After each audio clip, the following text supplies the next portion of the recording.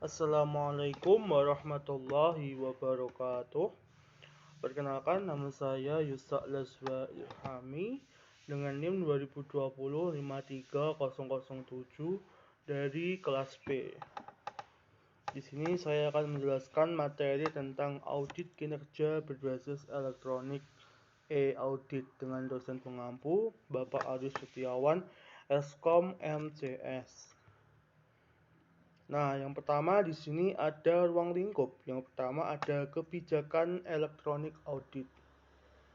Nah, di sini pertama yaitu kebijakan dengan dua dasar hukum. Yang pertama ada Undang-Undang Nomor 11 Tahun 2008 tentang Informasi dan Transaksi Elektronik atau Undang-Undang ITE. Kemudian yang kedua ada Instruksi Presiden Nomor 3 Tahun 2003 tentang Kebijakan dan Strategi Nasional Pengembangan e-Government. Nah, selanjutnya di sini ada e-government. Apa sih e-government itu?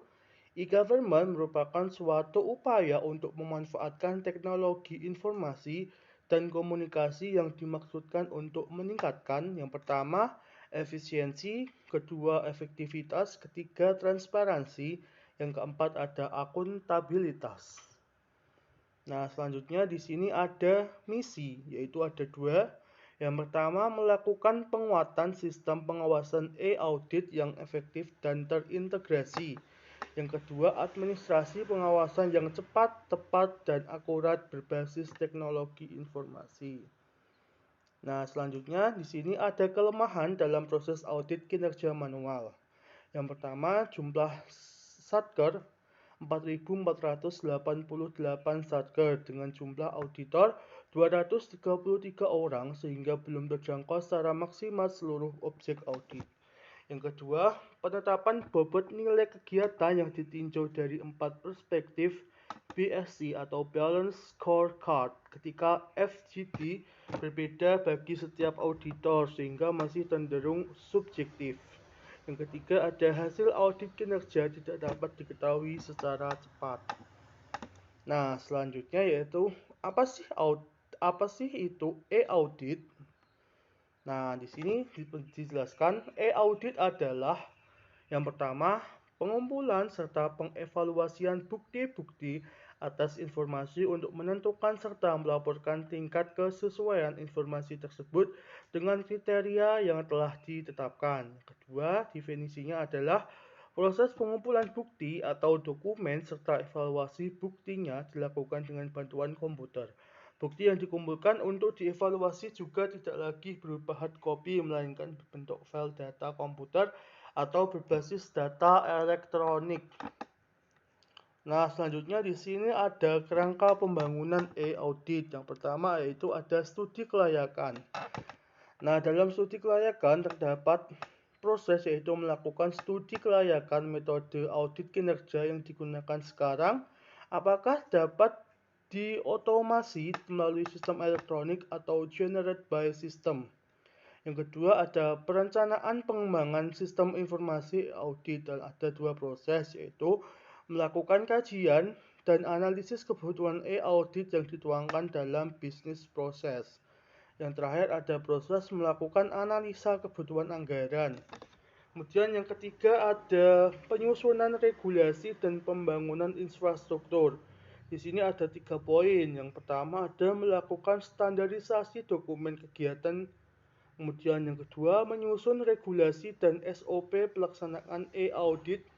Yang terakhir ada melakukan pengadaan barang dan jasa untuk membangun sistem e-audit baik software maupun hardware.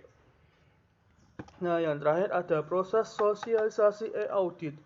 Ada dua poin. Yang pertama melakukan sosialisasi kepada auditor dalam mengunduh dokumen dan menggunakan SIMPAS.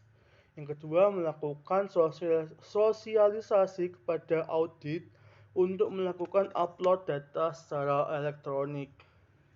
Nah, di sini ada solusi penerapan elektronik MPA dalam pelaksanaan e-audit. Yang pertama yaitu ada penanggung jawab. Di sini ada sekjen penunjuk penanggung jawab pengelola e-MPA di tingkat eselon 1 pusat.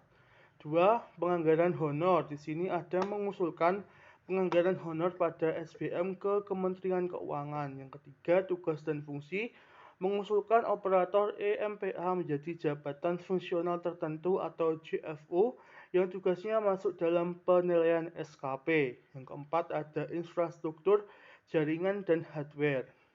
Pinmas menambah pengadaan bandwidth setiap satker dan keamanan jaringan atau HTTPS atau SSL security. Yang kelima, penambahan menu dalam EMPA, penambahan menu upload dokumen pelaporan pertanggungjawaban kegiatan terlampir. Nah, apa sih tujuan dari implementasi e-audit itu? Yang pertama, dapat memperoleh informasi kinerja satuan kerja secara cepat dan akurat, meminimalisir atau efisiensi anggaran audit, ada akurasi data dan objektivitas hasil audit kinerja lebih terjamin. Yang terakhir, ada penambahan jangkauan audit. Nah, kemudian di sini ada poin-poin, yaitu ada Itjen, Setjen, Satker, dan BPK. Mempunyai tugas masing-masing, yaitu Itjen, otomasi prosedur audit, analisis data elektronis terpadu menggunakan SIMWAS online, pemutahiran profil hasil pengawasan, pengerjaan data elektronik sebagai bahan audit oleh lebih awal, serta pengelolaan hasil audit dan tindak lanjut terintegrasi. Di sini ada Setjen dengan tugas yaitu sumber pengambilan kebijakan perencanaan anggaran, media monitoring penyerapan anggaran, pengelola infrastruktur EMPA, serta pengelola jaringan Kemenak seluruh kanwil. Kemudian ada Satker, yaitu penyampaian data digital secara online dan terjadwal atau EMPA dan SIMWAS, serta pemanfaatan hasil pemeriksaan Itjen dan pemutahiran status tidak lanjut rekomendasi, serta BPK yaitu penyediaan data elektronik sebagai bahan awal audit. Nah, kemudian di sini ada alur e-audit. Yang pertama yaitu ada Satker, yaitu menyiapkan dokumen. Kemudian ada data warehouse, serta ada Itjen. Nah, di sini dokumennya itu diunggah ke data warehouse, yaitu ke EMPA atau SIMWAS. Nah, kemudian dokumennya itu dimonitoring oleh SIMWAS online. Nah, kemudian dokumen tersebut itu akan diunduh oleh auditor dan serta melakukan pelaporan dalam proses audit. Nah, di sini ada bahkan relationship e-audit. Nah, di sini ada Aperdin, kemudian e-audit kinerja, ada e-audit, dan ada yang lainnya. Nah, di sini di dalam proses e-audit yaitu ada tim admin e-audit, update KPI, update KKA pendukung, serta Aperdin dan e-audit kinerja. Nah, di dalam proses e-audit kinerja ini terdapat server SIMWAS online yang bertugas untuk upload dokumen kegiatan, kemudian desktop aplikasi, kemudian ada TLHP online, Hookdisk online. Nah, dalam EMPA terdapat penyerapan anggaran, SP2D, serta KWT. Nah, di sini ada audit.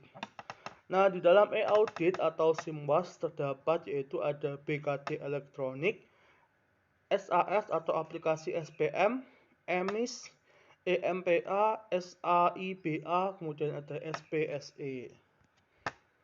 Nah, selanjutnya yaitu dokumen audit kinerja berbasis elektronik. Nah, kemudian di sini ada kegiatan fisik pengadaan.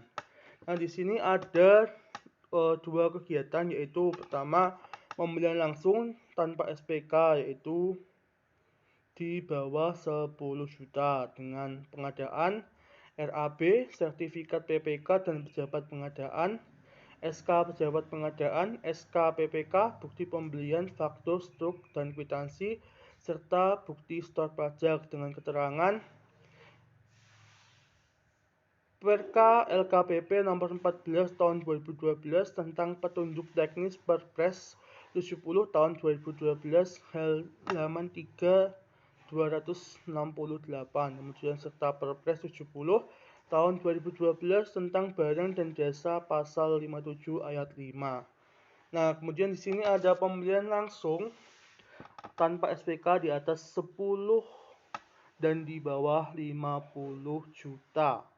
Di sini ada proses yaitu HPS dan RAB, sertifikat PPK dan pejabat pengadaan, SK pejabat pengadaan, SK PPK, bukti pembelian, faktur struk dan kwitansi serta bukti stor pajak. Dengan keterangan yaitu Perka LKPP nomor 14 tahun 2012 tentang petunjuk teknis Perpres 70 tahun 2012 halaman 3/268.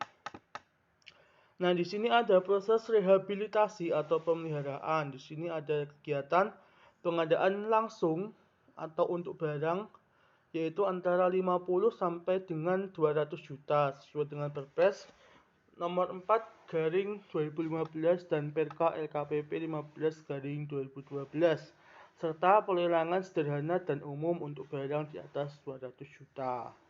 Nah, di dalam pengadaan langsung untuk barang, di sini ada dokumen upload yaitu SK pejabat pengadaan, sertifikat PPK dan pejabat pengadaan serta rencana umum, serta tahap dan jadwal pengadaan, dokumen pengadaan serta dokumen pemilihan.